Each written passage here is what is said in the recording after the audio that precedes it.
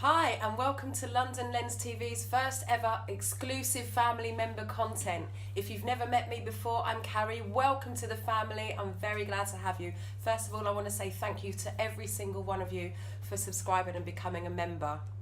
If you haven't joined us on Facebook, be sure to go across to London Lens TV on Facebook, and we'll see you there. We've got a members group there. I haven't added anything to it yet, but I will do shortly. There'll be some exclusive member stuff on there. The website is live and up and running. Also London Lens TV, that's londonlenstv.com. I'm trying to work out a way of getting you all onto the becoming a member on the website without you having to sign up again. I'm working on that, so do bear with me. I'm hoping that there won't have to be a second sign up, because that will just annoy everyone, and that's the last thing I want to do. So just to tell you a little bit about why I've created London Lens. I had a thought a few weeks ago, a couple of months ago now, that there isn't really anyone doing anything like this, and I want to share London punk with the rest of the world. So I've created London Lens TV to share what's going on in the London punk scene, so that people who might never get to London can join us and be part of our very special family. London Lens TV!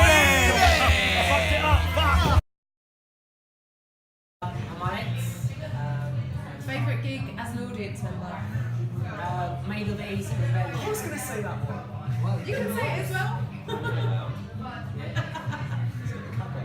Dom also says Maid of Ace. I do, yeah.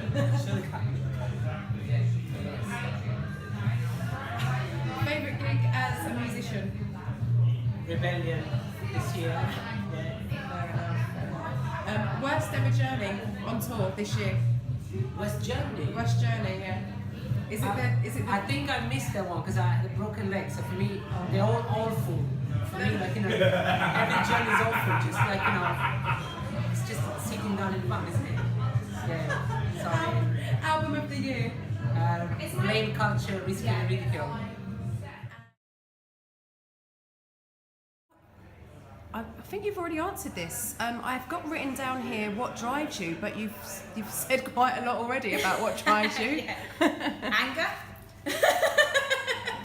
Anger's good, man. Anger's good. It does. Anger gets things moving a lot of the time, doesn't it? I think if you use it in the right way, if it's not used to abuse or hurt, I think if it's used in a positive way, to show people, or at least open the conversation to things that might be more difficult, that's helpful.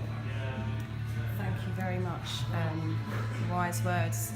I was going to say, no, I'm just going to just ask the same question. What advice would you give to other, I'll phrase it in two ways, two questions. What advice would you give to other women beating their own path, not necessarily in punk or in music, just beating their own path and getting things done for themselves? Understand that you are equal to everybody else. Don't go all the way the other way and become negative and angry towards the other sex, because I've seen too much of that, and that serves no purpose. Just be you, be your human self, and move forward. Have your passion, have your drive, have your focus. Don't worry about the semantics of whether or not you have a penis. Cut the crap. Just keep going. Keep going. No, nice. So, you've got a great voice. Thank you. I've been teaching vocals for 15 years. Wow. Yeah. And you have got a great voice. How do you keep your voice healthy?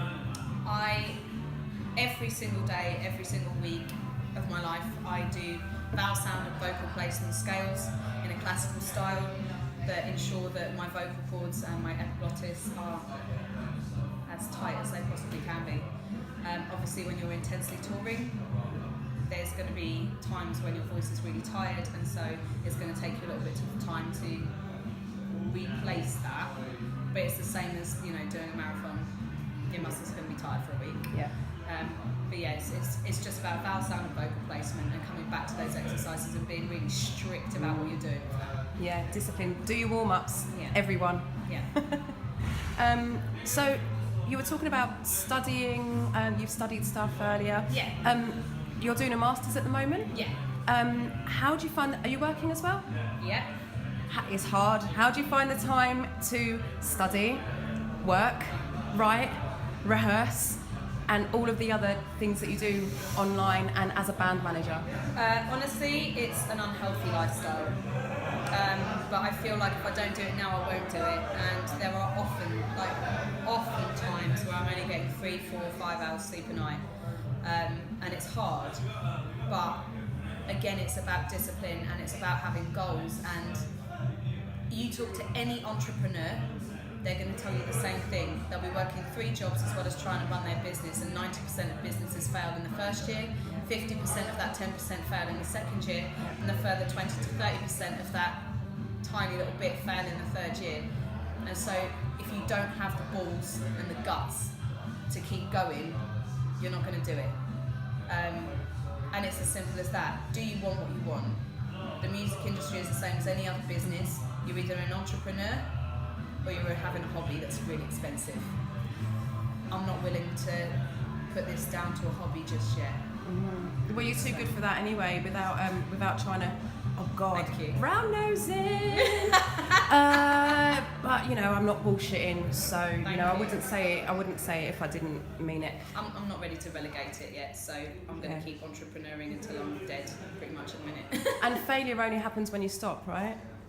Yeah. It's always a no if you don't try. Yeah, exactly. So, what has been your biggest challenge so far? Not in life, but In music? being born, maybe? Yeah, right. In music, it's having the time to be creative when you're having to be your own business manager, because the business side of it takes up so much time that you end up not being able to sit back, allow the business to move forward and give yourself headspace to be creative. The reason I'm studying my masters is in order to learn more about the business in order to push my band forward, but in doing that it's taking more of my creative time away. I still have creative moments. I actually wrote an intro vocally to a song in the toilet about 20 minutes ago. I love put it into my voice note in the hope that next week I'll have time to write the song. Brilliant. But I'd say that's my biggest challenge at the moment, is having that creative flow, because I'm worrying about so many other things that I have to do. Okay, thank you. And last but by no means least, what's next for Millie Manders and the Shut Up? Well, we've just signed to a booking agent, we've got a label and we've got a new management team. So I'm hoping with those in 2019, that's going to free up some of the stuff that I'm personally doing so that we can look at writing an album. That's our next goal, is to have our debut album. So. Okay. Have you written any songs for it yet? Or I've got the one that you just wrote in the toilet? That will be in the pipeline. So I'd say we've got a solid 4 or 5 ideas I'm happy about, but I'd like to write a decent 20 songs and then pick the best ones from that. So we've got a way to go, but I would like to say by the end of 2019, I want a debut album on the shelves. Brilliant. Okay, good luck with that. Thank you again so much, Millie Manders from Millie Manders and the Shut Up, for being Thank you, my Carrie. second person on London Lens TV. Thanks again to Millie for joining me. Very, very interesting lady.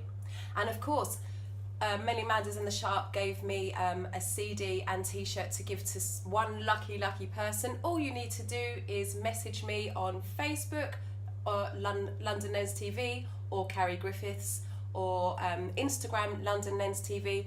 Give me the email address that you signed up with. I will check it and I will pull the names out of the hat. Well, someone will pull names out of the hat next episode and we'll get that sent to you.